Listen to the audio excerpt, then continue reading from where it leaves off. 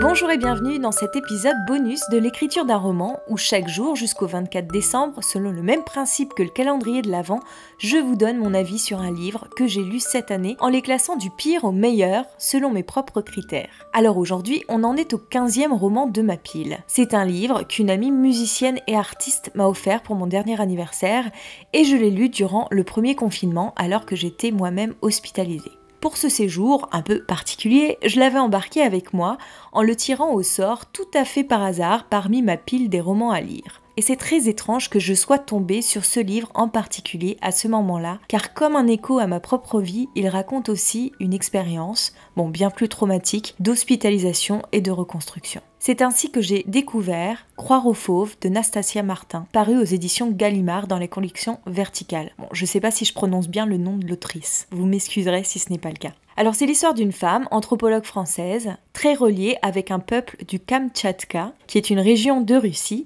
et qui survit à l'attaque d'un ours. Ce roman bouleversant est d'ailleurs tiré de l'expérience qu'a vécue son autrice. Dès le début du récit, j'ai été saisie. Les questions défilaient dans ma tête. Qu'était-il arrivé à la narratrice? Comment allait-elle s'en sortir?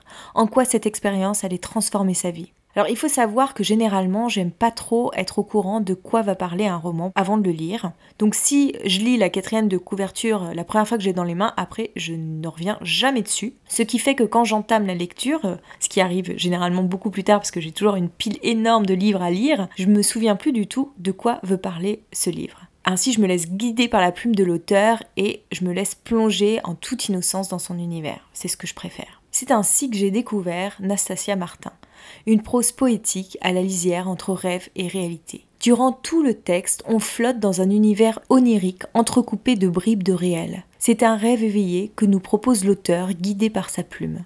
Tout s'entremêle, fragments de vie, réflexion, onirisme. C'est un mélange entre l'expérience d'une anthropologue qui vit au plus proche d'un peuple autochtone, qui étudie leur mode de vie et croyances, et une reconstruction d'une femme après un accident aussi grave que celui qu'elle a pu vivre. Je me souviens encore avec un certain effroi de la description des premiers jours d'hospitalisation dans un hôpital sordide de la Russie d'un autre temps, dans lequel franchement je n'aurais pas aimé me retrouver pour les premiers soins après un tel accident. Une telle rencontre, comme parle l'autrice de cet événement.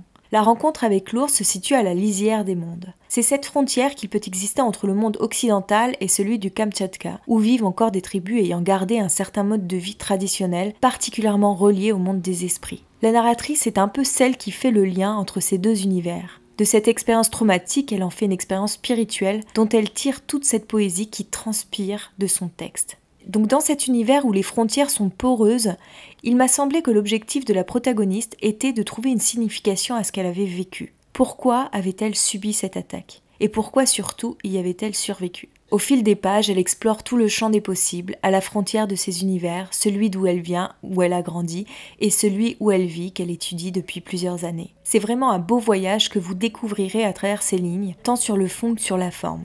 Je ne peux que vous en conseiller la lecture. Si vous avez déjà lu ce livre, que vous partagiez ou non mon avis, venez en discuter avec moi sur Instagram.